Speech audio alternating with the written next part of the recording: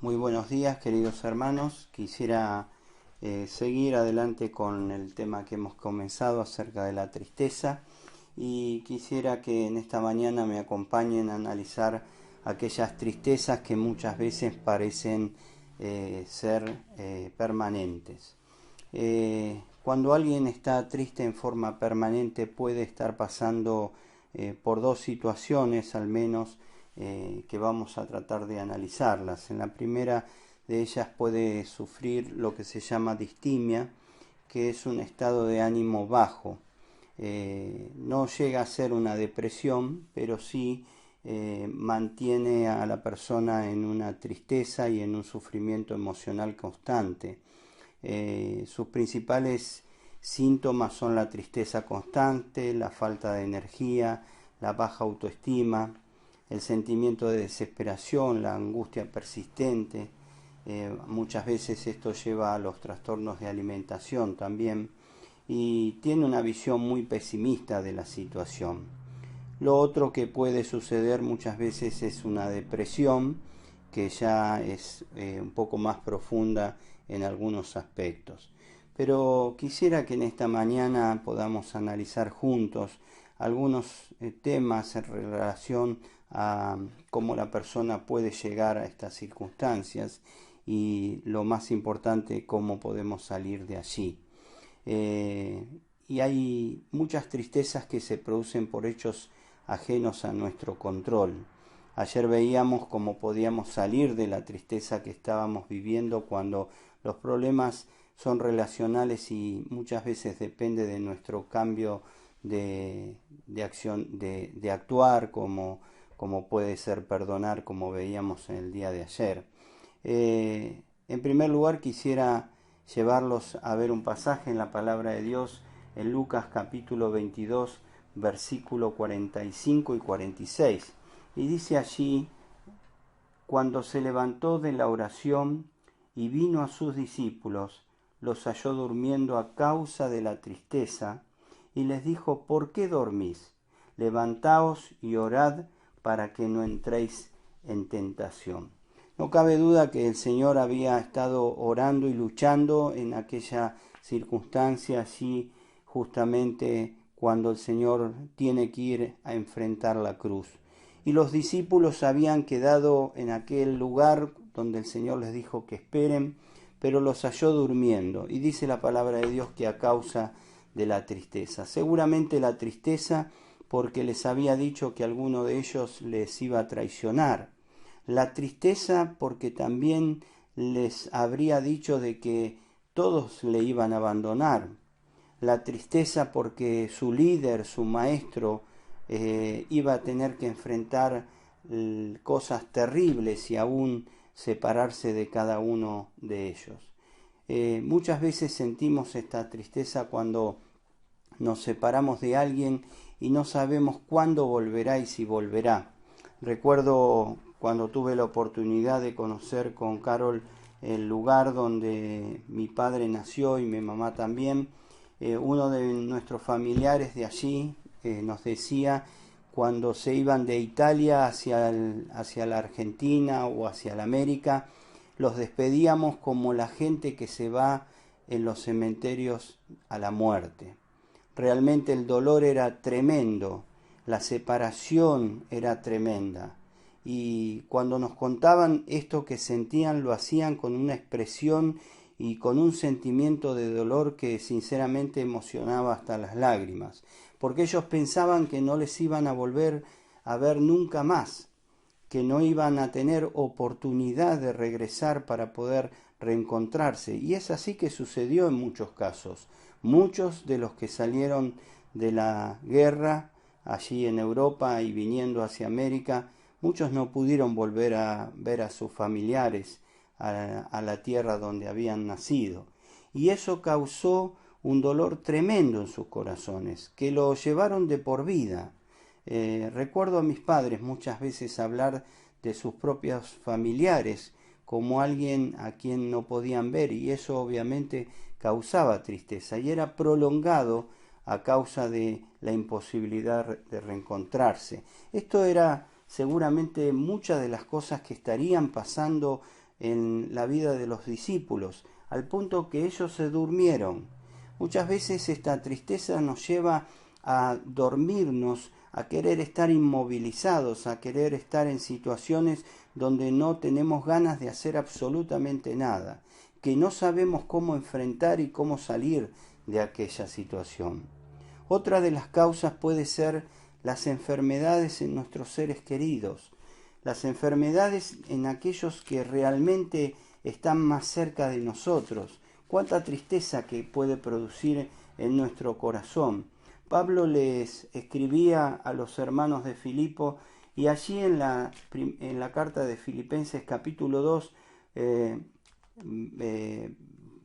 versículo 27, Pablo les dice a los hermanos que envía a Epafrodito, aquel que había sido encomendado a llevarle la carta y a aquel que había llevado justamente la ofrenda, de los hermanos de Filipos hacia Pablo. Epafrodito seguramente en ese lugar donde Pablo estaba tuvo alguna enfermedad muy grave. Y dice el versículo 27, pues en verdad estuvo enfermo, a punto de morir, pero Dios tuvo misericordia de él, y no solamente de él, sino también de mí, para que yo no tuviese tristeza sobre tristeza. ¿Cuántas veces aquellas personas que nos rodean tienen una enfermedad y producen en nosotros esa tristeza profunda? Y Pablo agradece a Dios porque al haber orado, Dios tuvo misericordia de Epafrodito y pudo salir de aquella circunstancia de enfermedad.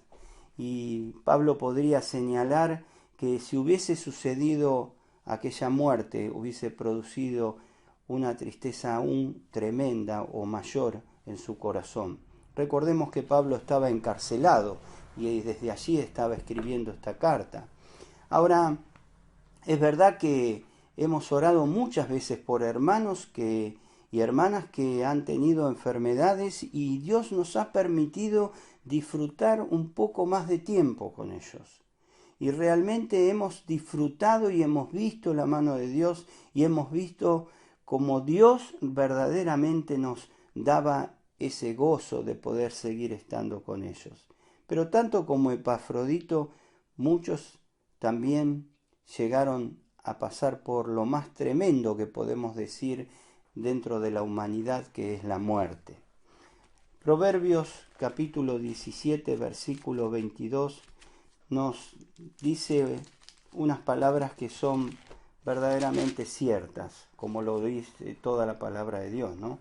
Versículo 22 dice: el corazón alegre constituye buen remedio, mas el espíritu triste seca los huesos. Y muchas veces podemos estar pasando por una circunstancia de recordar la muerte de un ser querido. Todo ello produce en nosotros tristeza.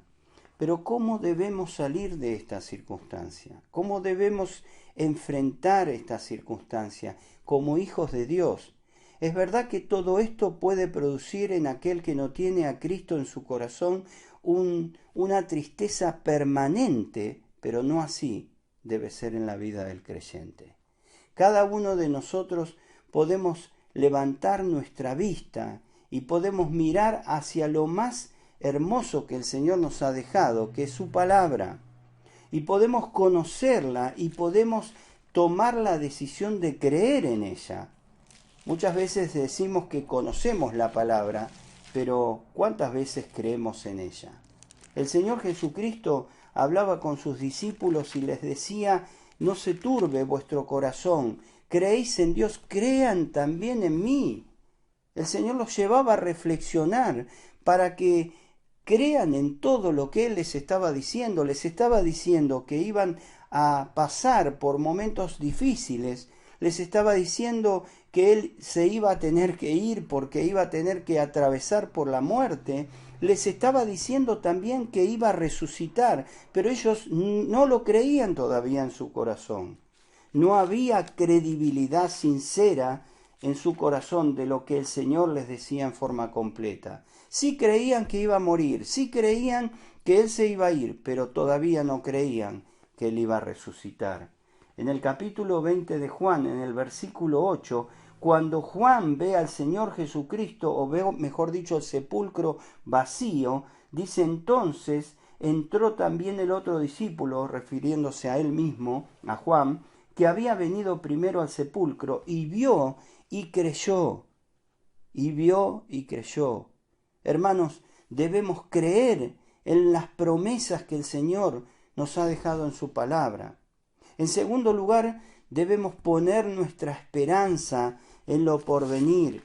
El apóstol Pablo podía recordarnos a un pasaje precioso que muchas veces lo utilizamos, y es el de 1 Tesalonicenses capítulo 4, desde el versículo 13 en adelante, empieza a describir cómo va a ser el arrebatamiento de los hijos de Dios, cómo va a ser la resurrección de los que se han adelantado a nosotros, y cómo van a ser transformados ellos, los que están muertos para el mundo, pero vivos para Dios y para nosotros, van a ser transformados como nosotros. Y en el versículo 18 el apóstol Pablo dice, por tanto, alentaos los unos a los otros con estas palabras.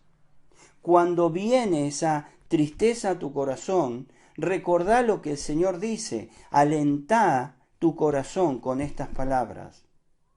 Ahora, en tercer y último lugar, yo quisiera llevarlos en esta mañana a que podamos mirar nuestro ejemplo máximo, que podamos mirar al Señor Jesucristo y recordar algunas cosas que han sucedido en nuestra vida que nos han cambiado completamente en nuestra forma de mirar hacia el futuro y aún de mirar el presente. El Señor Jesucristo nos halló cuando estábamos perdidos, cuando estábamos en una situación y en una circunstancia que era imposible de salir. Y dice en Lucas capítulo 15, versículo 5, que cuando la encuentra, la pone sobre sus hombros gozosos. Hermanos, el Señor está gozoso de tenernos en sus hombros, de tenernos en sus manos. Nosotros debemos gozarnos al saber que Él nos halló y nos ha salvado. También debemos saber que Él permanece con nosotros, que Él no se ha ido de nuestra vida. Dice justamente en Juan capítulo 15, versículo 11, dice, estas cosas os he hablado para que mi gozo esté en vosotros y vuestro gozo sea cumplido. El Señor realmente está en nosotros, Él permanece en nosotros, ha hecho morada en nosotros. ¿Creemos que Él siempre está con nosotros? ¿Creemos que Él siempre está velando y pensando en nosotros? ¿Saben? A veces podemos tener la mirada muy nublada, la vista muy baja por las circunstancias que estamos viviendo. A veces podemos estar con nuestros ojos tan llenos de lágrimas que no podemos ver, como le pasó a María Magdalena cuando lo confundió al Señor Jesucristo con el hortelano. En Juan capítulo 20, versículo 13 dice, le dijeron, mujer, ¿por qué lloras? Le dijo, porque se han llevado a mi Señor y no sé dónde le han puesto. Cuando había dicho esto, se volvió y vio a Jesús que estaba allí, mas no sabía que era Jesús. Jesús le dijo, mujer, ¿por qué lloras? ¿A quién buscas? Ella, pensando que era el hortelano, le dijo, Señor, si tú lo has llevado, dime dónde lo has puesto y yo lo llevaré. Jesús le dijo, María. Volviéndose ella le dijo, Raboní, que quiere decir maestro. A veces podemos tener los ojos y el corazón tan lleno de dolor que no podemos ver que el Señor está con nosotros. Mis hermanos, debemos recordar que no solo Él está, sino que intercede, así como oró al Padre en el mismo libro de Juan, en el capítulo 17, versículo 13, dice, pero ahora voy a ti y hablo esto en el mundo para que tengan mi gozo cumplido en sí mismo. Recordamos al mismo apóstol Juan en Primera de Juan, que dice que Él intercede por nosotros. Él está siempre pendiente de nosotros. Él sabe el dolor que sufrimos cada uno de nosotros, pero Él pide que tengamos confianza, que tengamos esa mirada puesta justamente en Él. El Señor Jesucristo es aquel que nos ha dejado un claro ejemplo para salir de la tristeza. Y es nada más ni nada menos que mirar por sobre la circunstancia hacia el futuro y pensar que pronto estaremos disfrutando del lugar y de las glorias eternas, donde dice la Escritura que allí no habrá llanto ni dolor. Y el escritor a los Hebreos lo pone muy bien, lo describe muy bien. Puestos los ojos en Jesús, el autor y consumador de la fe, quien por el gozo puesto delante de él sufrió la cruz, menospreciando el oprobio o la vergüenza, y se sentó a la diestra de Dios. Considerad aquel que sufrió tal contradicción de pecadores contra sí mismo, para que vuestro ánimo no se canse hasta desmayar. Hermanos, en estas mañanas quiero invitarlos a salir de la tristeza, a quitar esa tristeza, ese dolor de nuestros corazones y a pensar en las bendiciones que tenemos por ser hijos de Dios, al saber que pronto estaremos con aquellos que se adelantaron, que pronto disfrutaremos de que el Señor quite toda lágrima de nuestros ojos, porque Él ya está con nosotros. Qué hermoso es este libro de Filipenses. El apóstol Pablo sí está viviendo una situación tremenda, pero saben, en el capítulo 4, versículo 4, dice: estén siempre llenos de alegría en el Señor.